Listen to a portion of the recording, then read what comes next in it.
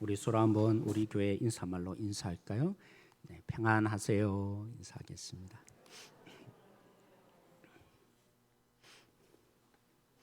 네, 하나님으로 인해서 정말 세상에 줄 수 없는 하나님의 진정한 샬롬이 우리 공동체에 임하기를 원하고 여러분 가정에도 임하기를 원합니다.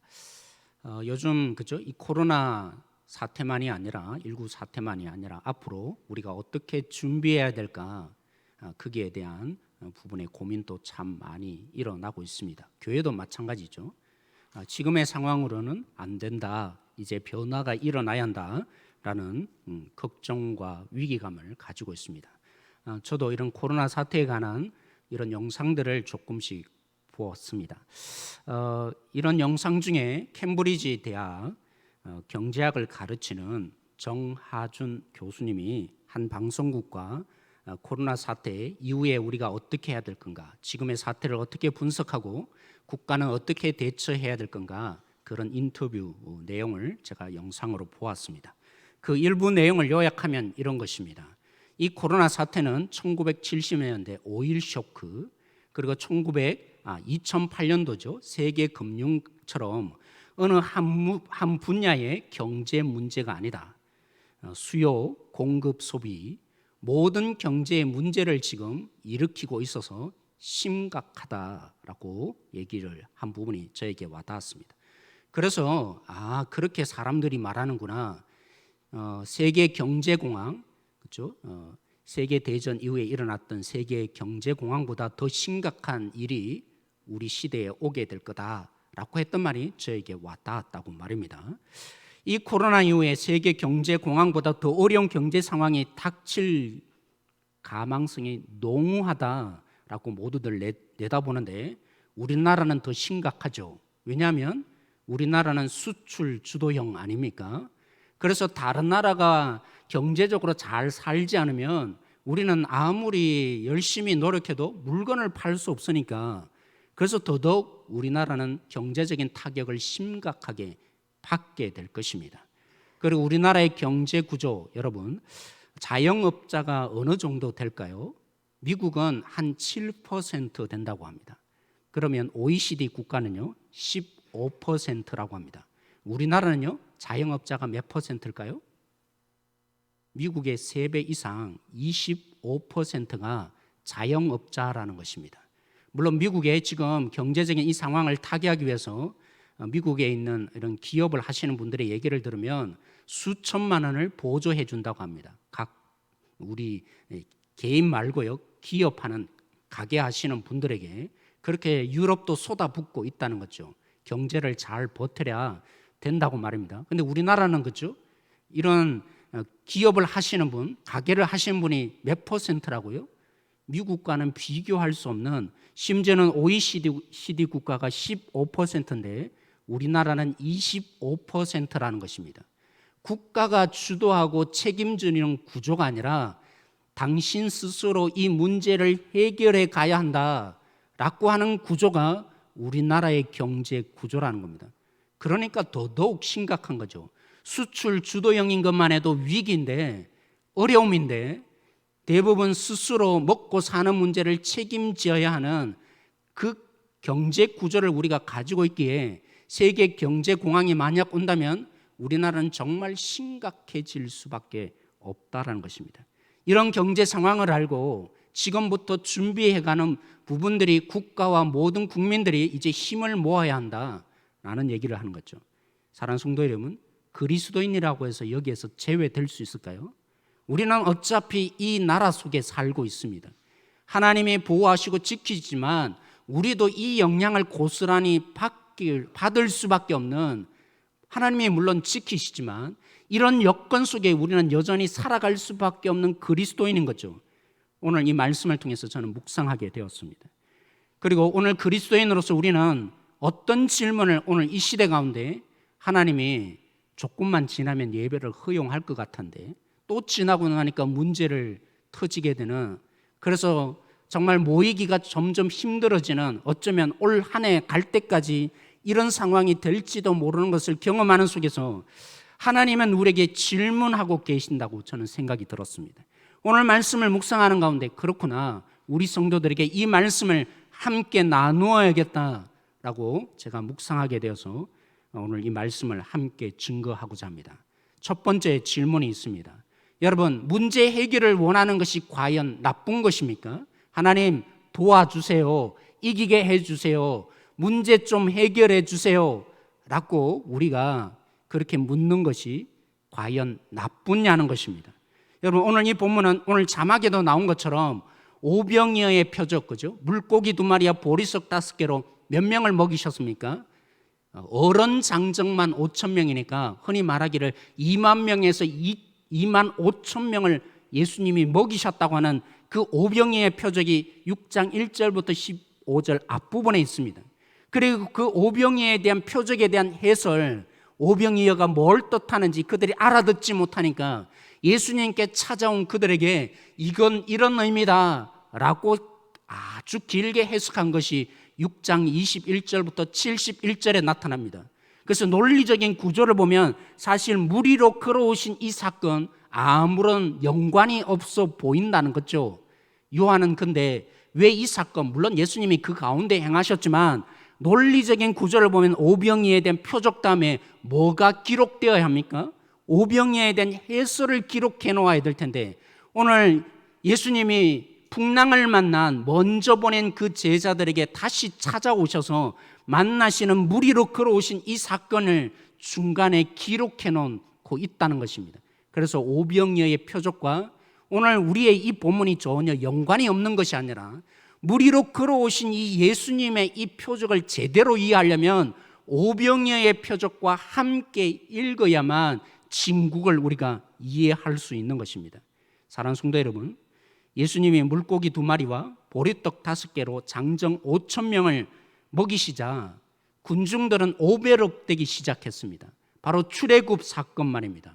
유월절을 계기로 해서 그들이 근 400여 년 동안 애굽에서 종살이 하다가 풀려나지 않았습니까? 그런데 오늘 오병이어의 기적을 이들이 경험하는 이들이 누구입니까? 거의 비슷합니다.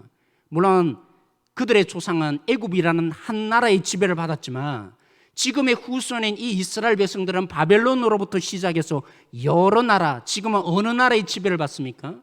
로마의 취급을 받는 식민지 통치를 받는 속에 몇 년을요? 거의 비슷합니다. 400년 이상을 이런 통치 가운데 그들이 지배받고 살아가는 속에 예수님이 오늘 이 기적을 행한 것이죠. 기적이 아니라 표적을 행한 것이죠. 그리고 예수님이 어떤 때 이 기적을 행했다고요?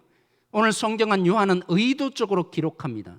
다른 복음서에 보면 이 때가 언제인지를 나타내지 않는 그런 복음서의 내용도 있습니다. 사복음서에게 가장 중요한 사건이라며 기록해 놓은 것 중에 하나가 오병이어의 표적입니다. 어떤 때는 다른 복음서에는 그런 내용이 없는데 오병이어의 표적에 대해서만은 모든 복음서에 기록했는데 어떤 복음서에 보면 이 날이 언제였는지 기록하지 않습니다. 근데 사도 요한은 의도적으로 이 날이 오늘 오병이어의 표적을 행한 때가 언제였다고요? 유월절이 가까운 시기. 다시 말하면 대부분의 사람들이 예루살렘에 가서 유월절을 지키기 위해서 있어야 하는데 갈릴리 사람들은 달랐던 것 같습니다. 적어도 몇 명이 모였길래요? 2만 5천 명이 몰려 있으니까 예수님 때문에 유월을 지키기 위해서 예루살렘에 간 게 아니라 이 유월절쯤에 예수님께 몰려 있는데 여러분, 이 출애굽의 사건, 그들이 400년의 이상을 애굽에 살다가 이스라엘의 민족이 된 그때가 언제였습니까? 마지막 10가지 재앙이 일어났던 유월절, 그것으로 인해서 그들이 애굽에서 탈출하지 않았습니까? 그런데 오늘 예수님이 언제 이 사건을 행하였다고요?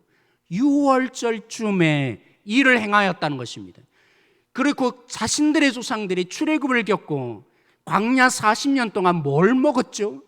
우리를 굶어 죽이시려고 합니까? 하는 그들에게 하늘에서 내려오는 만나의 양식을 그들이 먹지 않았습니까? 적어도 200만이 넘는 그들이 이 광야에서 아무것도 먹을 것이 없는 그 양식 속에 하나님이 먹을 것을 주시는 것을 40년 동안 경험했는데 오늘 이 빈들이라는 장소입니다. 먹을 것이 없는 그들에게 예수님이 뭐 하셨어요? 단지 물고기 2마리와 보리떡 5개로 오병이어라는 놀라운 표적을 행하신 것입니다. 그러니까 그들은 자연스럽게 과거의 출애굽의 사건이 연상된 것입니다. 그리고 그들은 기대해왔죠. 수없는 많은 이런 억압 속에서 독립을 원하며 하나님의 주시는 메시아를 기다려왔는데, 그들은 바로 똑같은 출애굽을 일으킬 그 한 하나님의 약속하시는 왕을 기대하고 고대했는데, 예수님이 오병이의 표적을 행함 속에 뭘로 보입니까? 우리가 이토록 기대하고 고대했던 바로 그 모세와 같이, 애굽에서 탈출시켰던 모세와 같이 이 로마의 억압에서 자신을 구출할 왕이 되시겠구나, 그렇게 오베롭된 것입니다. 그래서 오늘 말씀의 마지막에 앞부분에 보시면 15절에 기록하고 있죠. 그들이 뭘 원했다고요? 당신이야말로 오늘 이 로마의 억압에서 구출할 왕이 되어달라고, 모세처럼 똑같이 행하셔서 우리를 이 문제 속에서 해결해달라고 그들이 요청했던 것이죠. 근데 오늘 우리는 읽지 않았지만, 그죠? 15절 말씀에 예수님이 뭐 하셨어요? 정확하게 말하면 이들 앞에서 피하여 달아나시는 예수님이 된 것입니다. 문제를 해결해 달라고 하는데, 자신들의 이 가장 강력한 문제, 고통 속에 놓여 있는 자신들의 이 문제를 해결해 달라고 하는데, 예수님은 숨바꼭질을 하신 것입니다. 숨어버리는 예수님이 되신 것입니다. 예수님이 왜 이렇게 하신 것입니까? 여러분, 상담가들은 문제를 찾아서 해결을 받고 싶어서 오는 내담자들에게 상담을 해줍니다. 근데 상담에 가장 많이 적용하는 것 중에 하나가 마슬로의 욕구 5단계를 흔히 인정하고 그것을 많이 채택한다고 합니다. 저도 교육학을 하니까 이 부분을 배웠죠.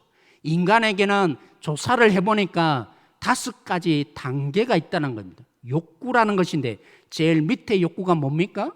생리적인 욕구, 식욕, 성욕, 수면, 그죠? 먹고 사는 거, 이게 가장 기본적인 사람들 속에 해결되어야 될 문제라는 것입니다.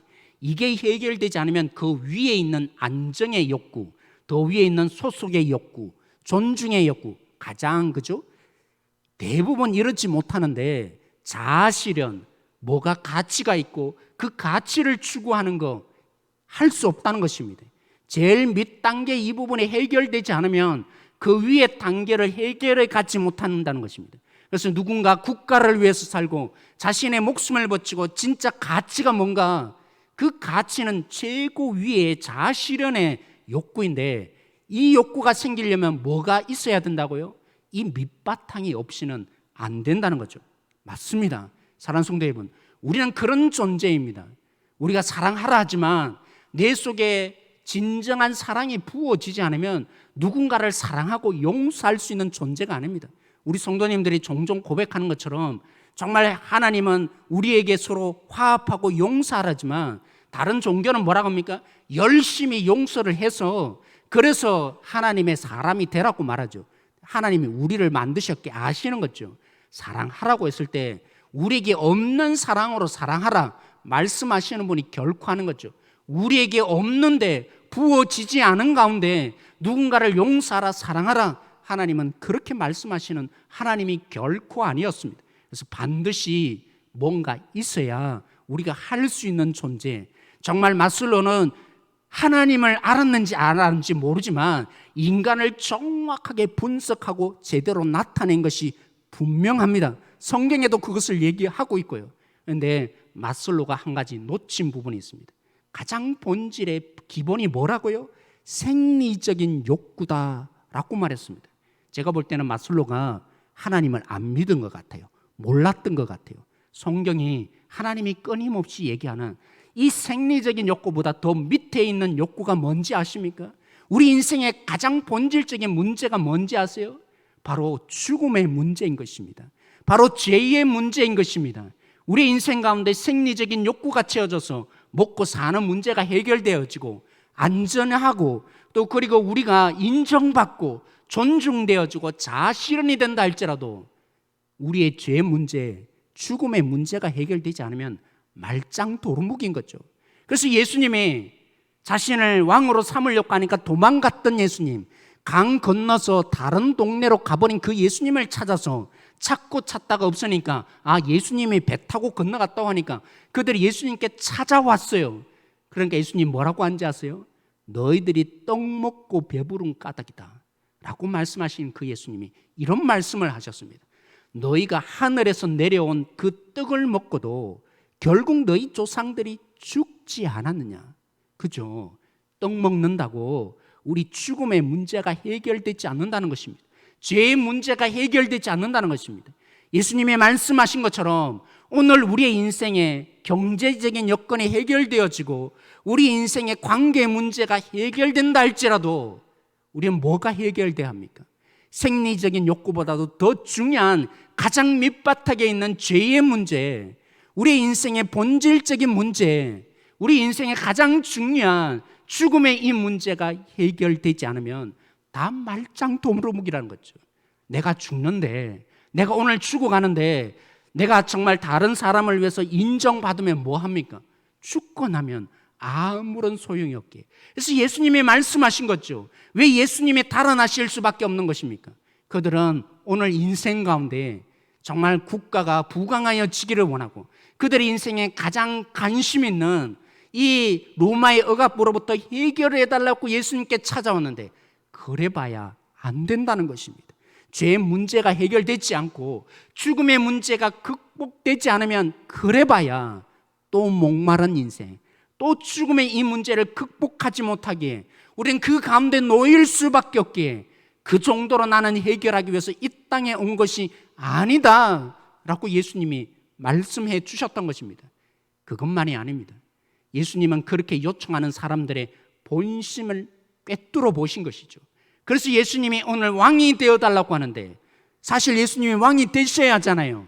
오늘 우리가 이 설교 말씀을 듣기 전에 찬양했던 것처럼 예수 우리 왕이요, 우리 왕이 되셔야죠. 그런데 어떤 왕이 되셔야 하는 것입니까? 그들은 왕이 되어달라고 하는데 왜 예수님은 달아나신 것입니까? 숨은 것입니까? 오늘 예수님이 그렇게 요청하는 그들의 본심을 꿰뚫어 보신 것입니다. 그러기에 예수님이 달아나실 수밖에 없으셨던 것이죠. 우상 숭배하는, 정말 우상을 찾고 있는 그들의 본심을 예수님이 꿰뚫어 보신 것이죠. 오늘 우리 로마서 1장 21절에서 23절 말씀이 있는데요, 제가 한번 읽어보겠습니다.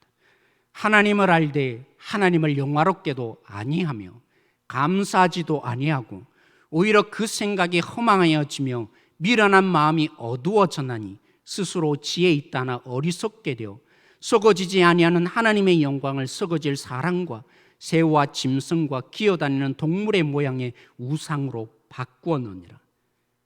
하나님이 우리를 그냥 만들지 않으셨어요. 그렇죠? 하나님의 형상으로 우리가 만들어져서 우리는 종교심이 있을 수밖에 없고 하나님을 찾을 수밖에 없는 존재입니다. 그런데 타락한 인간의 본성이 뭡니까?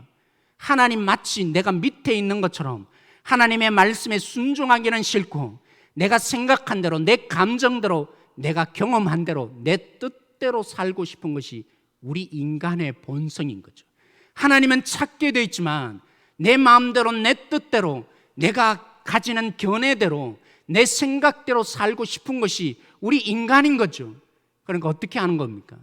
신을 찾기는 찾아야 되는데 내 뜻대로 해주실 신을 찾는 거죠. 내가 소원하고 내가 꿈꾸는 거 해줄 그런 정도의 신을 생각하고 찾게 되고 예배하는 거죠. 그래서 오늘 바울이 우상으로 바꾸었다는 말이 이것인 것입니다. 하나님을 인정하고 하나님께 감사해야 될 존재가, 하나님을 신뢰하고 의지해야 될 존재가, 날마다 귀를 기울여야 될 것은 하나님이 뭘 원하십니까? 하나님의 뜻이 뭡니까? 그렇게 순종해야 될 존재가 내 마음대로 하고 싶거든요. 하나님이란 존재는 걸리적거린다는 것입니다. 그러니까 하나님 말고 내가 원하는 대로 해줄 신, 내 뜻대로 해줄 신을 찾고 찾으니까 그들이 뭐 한 것이라고요? 우상을 만들어낸 것이라고요. 그래서 오늘 우리도 마찬가지입니다. 하나님이란 이름 부른다고 하나님 예배하는 것입니까? 아닌 거죠. 똑같은 것입니다. 여러분 영어에 보면 God, 그죠? 대문자 가세는 하나님, 소문자 가세는 일반 신으로 번역되어 있습니다. 똑같이 발음하지만 똑같이 신을 찾고 있지만 그런 거죠. 난 하나님을 부르고 알라를 부르지 않으니까 난 하나님을 과연 섬긴다, 우상 숭배하지 않는다 할 수 있을까요? 오늘 이 이스라엘 백성들처럼 예수님께 나와서 자기가 뜻하는 바를 이루고 자기 소원 성취해달라는 주님으로 문제 해결해 주는 정도의 주님을 찾고 있으니까 그들의 본성을 안 걷죠. 하나님을 진짜 원한 것이 아니라, 그들 속에 주님을 진짜 믿은 것이 아니라 우상 숭배인, 자기 소원 하나 들어주고 자기를 위해서 일해줄, 자기만을 위해서 살아갈 그 한 존재, 그게 뭡니까? 우상 숭배인 거죠. 오늘 우리가 예배하러 여기에 와 있지만 하나님이라 부르지만, 그러니까 나는 우상 숭배 안 한 것일까요? 똑같은 것입니다. 이름만 바꿨을 뿐이죠. 하나님이란 이름만으로 포장한 거죠. 내 뜻대로 해줄, 내가 계획한 대로 이루어질 신 정도로 우리가 예배하고 있다면, 사실은 하나님이란 이름으로 포장한 우리가 만들어낸 그 신을 예배하고 있는 것이 분명한 것입니다. 다시 말하면 뭐 하고 있는 거죠? 우상 숭배하고 있다고 말입니다. 사랑하는 성도 여러분, 문제 해결자 정도의 주님이지 않습니다. 그래서 오늘 우리는 물어야 하는 것입니다. 분명히 하나님이 이 코로나 사태, 하나님이 왜 겪게 허용하고 계실까요? 그래서 우리는 반드시 물어야 하는 것입니다. 문제 해결자 정도로 우리 예수님과 관계하고 있지 않습니까? 하나님을 예배하고 하나님께 기도한다지만 그 문제 해결 정도로 주님을 부르고 있지 않느냐는 것입니다. 정말 우리가 그 문제 해결을 원할 때 묻고 있느냐는 것입니다. 우리 인생의 본질적인 문제, 죽음의 문제를 극복하셨습니까? 문제 해결해 주는 그 주님을 통해서 내 죄의 문제가 진실로 극복되셨습니까? 오늘도 우리 주님이 다가오십니다. 뭐 하시려고요? 너 문제 해결 정도로 난 원하지 않는다고. 그래봐야 또 목마른 인생 살 거 아니냐고. 말짱도루묵 인생 되는 너희의 인생을 주시고자 원하지 않는다고. 나는 너희의 가장 본질적인 문제, 이 죄 문제, 우리의 죽음의 문제를 해결하기 위해서 이 땅에 오신 것이라고 말입니다. 만약 그렇지 않는다면 또다시 숨게 되실 것입니다. 오늘 우리 인생에 경제의 이 풍랑이 다가오고 있습니다.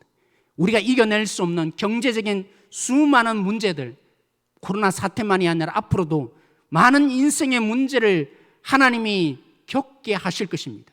그 이유는 뭐겠습니까? 특별히 우리는 주님의 제자이기에 오늘 오병이의 표적과 그것에 대한 해석으로 그칠 수 있는 주님이신데, 제자들만 따로 바다를 건너게 하신 이유가 과연 무엇이겠습니까?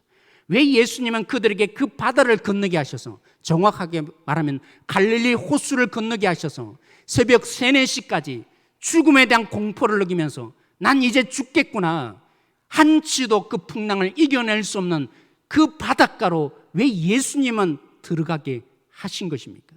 그래서 두 번째 질문이 제 속에 일어났던 것이죠. 왜 예수님은 함께 건너가지 않으시고 그 풍랑이는 바다에 외롭게 홀로 두려움 가운데 그 제자들을 두게 하신 걸까? 전지전능하신 하나님이시면 다 아실 텐데 그날 밤에 바다를 건너면서 어떤 일을 제자들이 만날 걸 뻔히 아실 예수님인데 왜 건너가라고 하셨고 왜 예수님은 그들에게 그런 경험을 허락하셨느냐고 말입니다. 우리도 마찬가지입니다. 똑같다는 거죠. 오늘 우리의 교회들마다 다들 힘들어합니다. 이러다가 예배에 대한 중요성도 잃어보고 공동체도 잃어버리지 않을까. 그런데 왜 예수님은 이걸 우리 가운데 기도함에도 불구하고 빨리 허용하지 않으시고 우리 가운데 허락하지 않으시고 이런 코로나의 풍랑을 계속적으로 불어넣고 계신 것처럼 하시는 것입니까? 여기에 오묘한 비밀이 있다는 것이죠. 왜 예수님은 특별히 물 위로 그렇게 걸어오신 것입니까? 여러분, 예수님이 물 위로 걸어오신 이유가 다른 데 있지 않았습니다. 욥기 9장 8절에 보면 유대인들이 흔히 가지는 개념이 있습니다. 하나님은 어떤 분이라고요?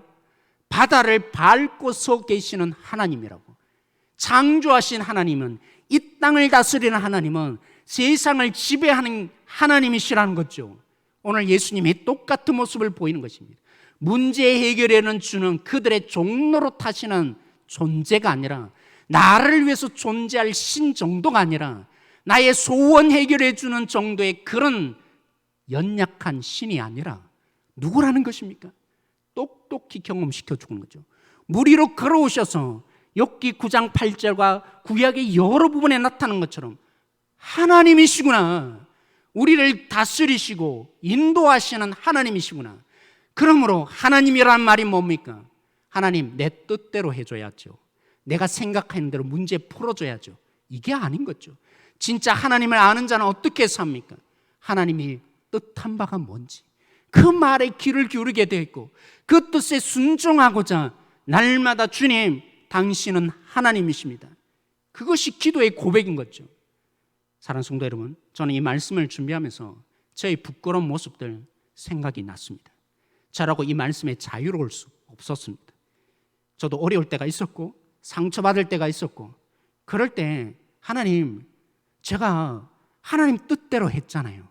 하나님 말씀에 순종했잖아요. 그런데 왜 저에게 이런 어려움을 겪게 합니까? 하나님, 왜 저는 이렇게 당해야 하는 것입니까? 이런 마음이 제 속에 들어오는데 그것으로 그치지 않고 이런 반항심이 생기더라고요. 하나님, 이렇게까지 하실 거면 이제 제가 제 마음대로 할 겁니다. 저도 제 마음대로 해서 하나님 두고 보시라고, 내가 어느 만큼 하는지 하나님 똑똑히 지켜보시라고. 이제 이 문제를 해결해 주지 않으면 저도 제 뜻대로 해서 하나님인 종인 제가 어떻게 나갈지를 똑똑히 이제 보셔야 할 것입니다. 이런 마음이 제 속에 들더라고요. 이런 반항감이 제 속에 들더라고요. 묵상이 된 거죠. 그때 왜 그런 마음을 품었던 것입니까? 하나님을 기대하고 소망하는데 하나님을 어떤 하나님으로 안 것입니까? 내가 생각하고 내가 계획하고 내가 꿈꾸는 대로 해 주셔야 될 하나님 정도로 내가 안 거죠. 이 유대인과 제자들이 다를 바 없었다는 것입니다. 제자들이 특별했던 것이 아니라 이 12 제자들만은 달라지기를 원했던 것입니다.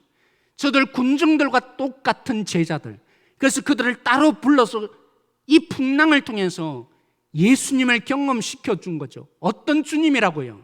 너희 문제 해결해 주는 정도의 주님이 아니라고, 너희 인생의 주인이며 다스리며 정복하며 이끌어가는 하나님이시라고 말입니다.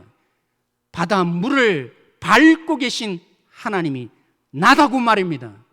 문제 해결 정도로 나를 원하지 말라고, 너희 인생에 너희 뜻대로 해줄 그런 정도로 우상 숭배하지 말라고 말입니다. 그래서 오늘 예수님이 물 위로 걸어오셔서 그들에게 듣게 하신 거죠. 경험시켜 주신 거죠. 나는 창조주 하나님과 똑같은 분이라고 말입니다. 나는 이 땅을 지배하고서, 그래서 너희들이 내가 왔다고 말입니다. 너희들의 문제의 정도가 아니라 너희의 인생의 궁극적인 제 문제를 해결하기 위해서 내가 왔다고 말입니다. 사랑하는 성도 여러분, 물 위로 걸어오는 이 예수님을 보고 제자들이 어떻게 생각했습니까? 귀신인 줄 알았습니다. 그래서 그들이 벌벌 떨고 있는 여기 속에 예수님이 뭐라고 하셨습니까? 나다고 말씀하셨습니다. 나니 두려워하지 말라고 했습니다.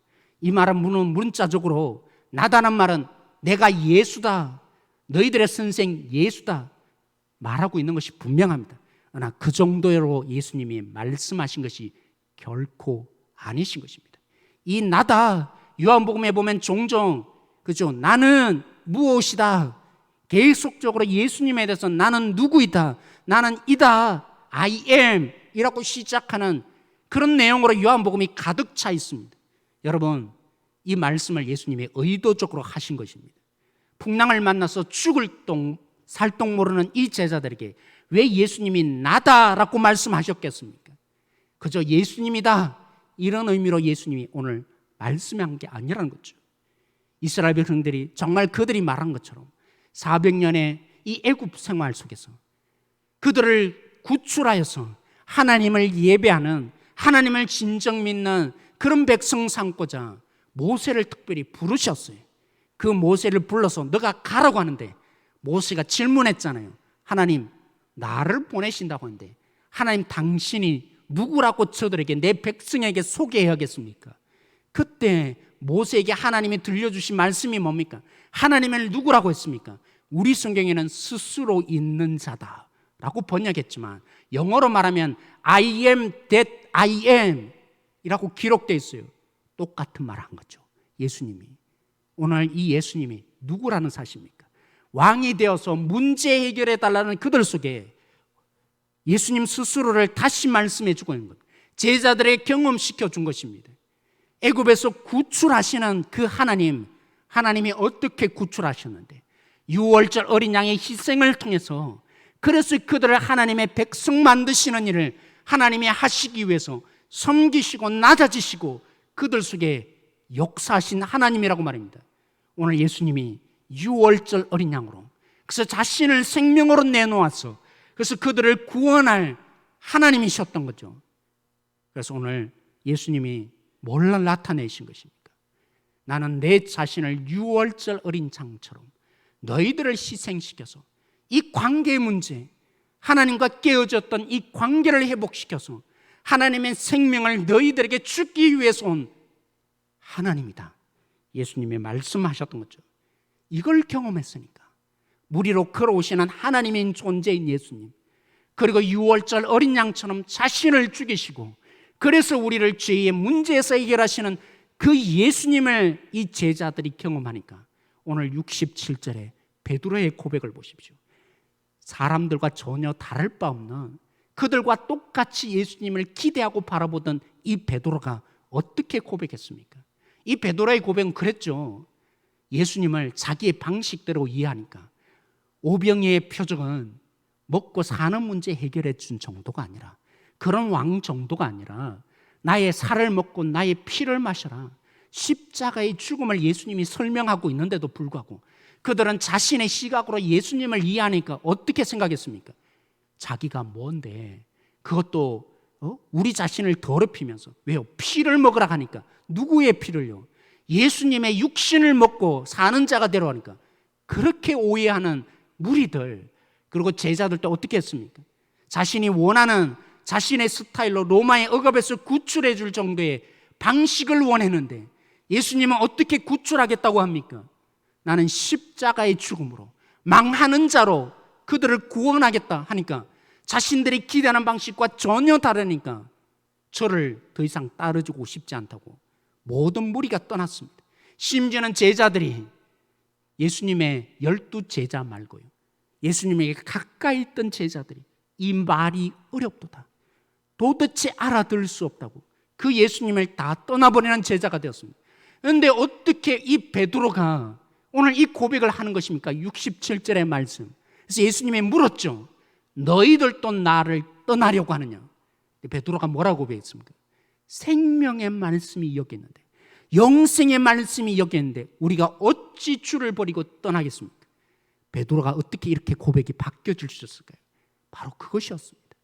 오늘 이 제자들을 특수교육시켜준 이 풍랑 가운데 그 바다 위로 걸어오신 예수님을 경험했고, 그 풍랑 속에 우리를 구원하기 위해서 자신의 몸을 던지시는 구원의 그 하나님을 예수님으로 알게 되었기에 이해되지 않고 알아듣지 못하지만, 여전히 잘 알지 못하지만 생명의 주님이 여기 있는데 우리가 어찌 주님을 떠났냐고 베드로가 고백했죠. 베드로가 대단해서가 아니라 그 주님이 제자 훈련을 시킨 거죠.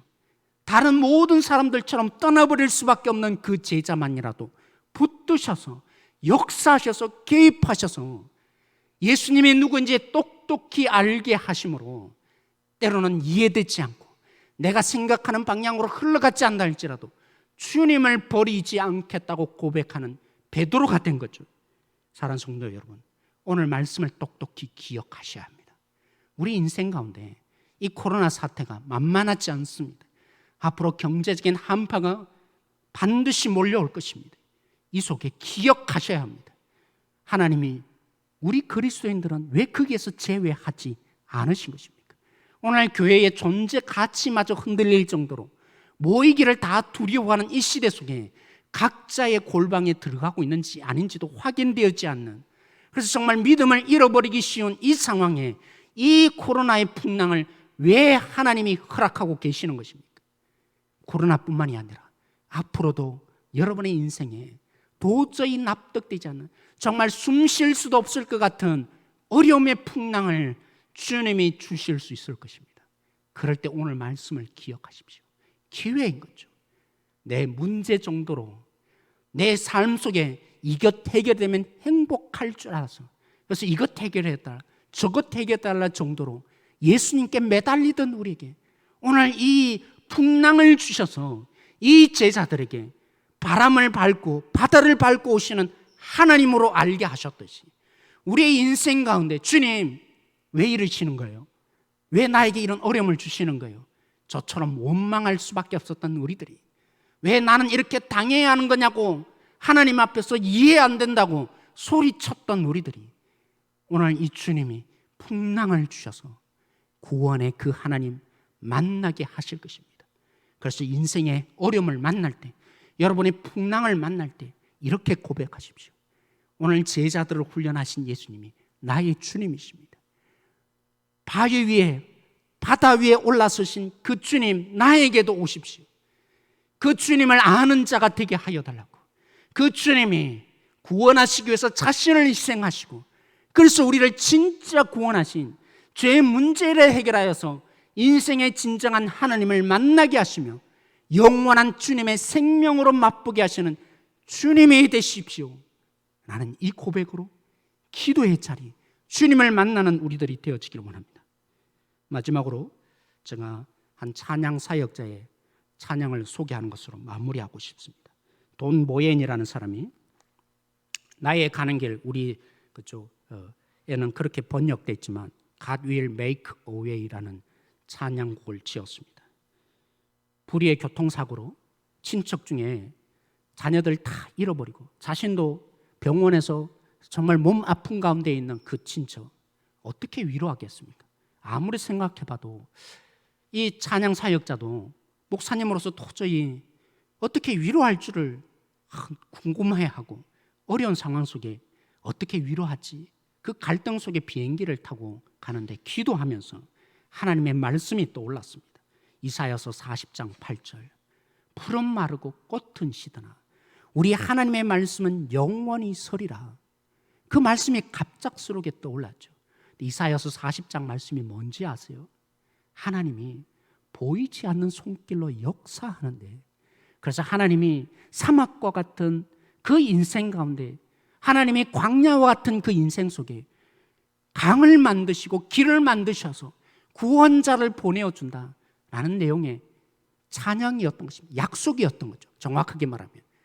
그러니까 하나님은 역사하시는 하나님에게 하나님의 말씀, 다시 말하면 하나님은 영원하시다.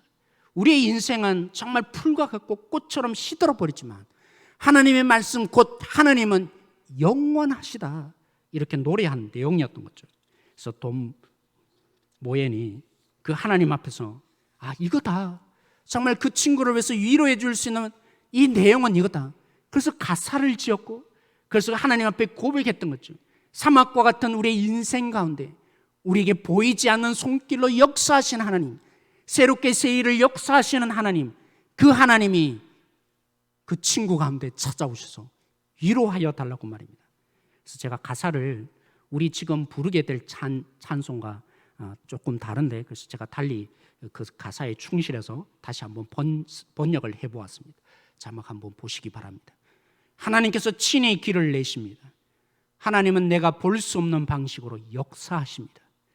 그는 나를 위해 길을 만드십니다. 그는 매일 새롭게 사랑과 능력으로 주님 곁으로 우리를 인도해 주십니다. 광야의 길을 만들어 주십니다. 그는 광야에서 강을 내셔서 우리를 인도하실 것입니다.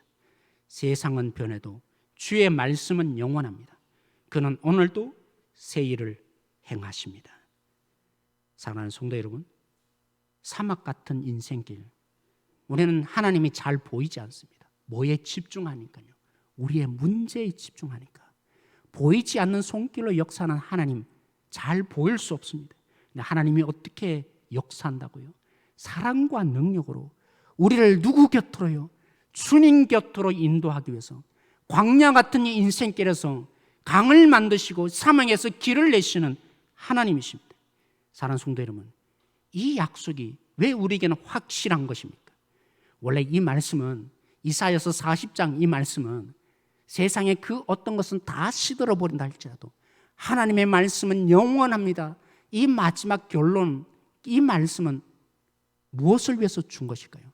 바벨론 포로 잡혀가고 절망 가운데 하나님의 그것도 징계를 받아서 하나님께 버림받았다고 자기 스스로를 생각하는 그들에게 하나님이 내가 구원자를 보내어서 메시아를 보내기 위해서 내가 광야에 이 길을 넓게 만들고 강처럼 만들어서 그 메시아가 잘 올 수 있도록 내가 할 것이라는 하나님의 약속이었죠. 그 약속이 우리에게 성취된 거 아닙니까? 진정한 우리의 하나님 되시며 우리 가운데 생명을 주실 그 주님의 이 땅에 이미 오셨잖아요. 근데 그 하나님의 약속을 이루어졌는데 어떻게 우리 인생을 이 땅 가운데 팽개쳐놓고 잘 하나 안 하나, 믿음을 쓰나 안 하나 그렇게 지켜보는 하나님으로 계시겠습니까?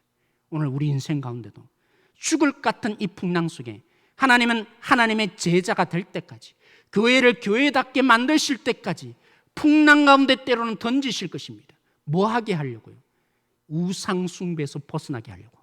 나 위에 존재하는 신, 내 문제를 해결해 줘서 성공하는 정도의 사람이 되는 하나님을 자신을 위해서 존재할 우상 숭배하는 우리, 이 교회를 진정한 주님의 제자로 만드시기 위해서, 그래서 하나님으로 알게 하셔서 바다 위를 걸으시는 그 주님을 만나게 하고자, 그리고 우리 가운데 자신을 희생하여서 자신을 유월절 어린 양으로 드려줘서 우리를 구원해내고야만은 그 어떤 것도 결국 해결할 수 없었다. 우리 인생의 본질적인 문제, 죽음의 문제, 죄의 문제를 해결하셔서 세상에 줄 수 없는 하나님의 관계를 회복시키시고, 그래서 하나님이 주시는 진정한 생명을 누리게 하실 그날까지 종종 우리는 풍랑을 만나게 될 것입니다. 그러나 걱정하지 마십시오. 주님이 뭐 하시기 위해서요? 제대로 된 인생 살고자, 영원히 목마르지 않는 그 생명을 우리에게 주시고자 우리 주님이 준비하실 것입니다. 끝까지 그 일로 이끄실 것입니다. 그럼 뭐가 중요한 겁니까? 빨리 항복하셔야 합니다. 빨리 주님께로 돌아서셔야 합니다. 나를 위해서 존재할 신이 아니라 주님이 뭘 말씀하신지, 뭘 뜻하시는지 오늘도 그 주님 앞에 항복하는 예수 우리 왕이요 고백하는 인생 살아가는, 주님과 더불어 기뻐하는 인생 되어지는 한 사람 한 사람 되어지길 소망합니다. 오늘 말씀을 우리 생각하며 함께 기도하십시다. 제가 질문합니다. 우상 숭배하고 있지 않습니까? 하나님의 이름을 부르는 거 말고요, 내 문제 해결하고 내 성공을 위해서, 내 이름이 인정함을 위해서, 그래서 주님이 필요한 거 아닙니까? 그러나 주님을 부르는 속에 우리 주님이 아십니다. 너 우상 숭배하고 있다고. 너 인정받기 위한 우상 숭배하고 있다고. 너 성공을 위한 우상 숭배하고 있단 말입니다. 오늘 우리 가운데 주님이 어떤 분이십니까? 오늘 우리의 인생 가운데 주인이시며 우리를 지배하고 그 바다 위를 걸으시는 주님으로 받아들이며 인정하고 있습니까? 그 주님이 오늘 우리에게 뭘 말씀하시는지 귀를 기울이고 있습니까? 그 주님 때문에 우리의 인생의 본질적인 문제 과연 해결되셨습니까? 죽음을 극복하셨고 내 죄 문제가 과연 우리 주님으로 해결되셨습니까? 우리 주님이 그 일을 위해서 자신을 죽이신 유월절 어린 양으로 오늘 우리 가운데 섬기시며 끝까지 놓치지 않을 것입니다. 때는 그 주님을 알지 못해서 왜 주님 나만 이런 것입니까? 원망하며 상처 입는다 할지라도 주님은 포기하지 않을 것입니다. 보이지 않는 손길로 반드시 주님의 백성으로 하나님의 생명을 얻어야 하기에 그 주님으로 역사하실 것입니다. 오늘 이 코로나 사태 그리고 앞으로 닥칠 많은 문제들 속에 이제 우리가 달라져야 할 것입니다.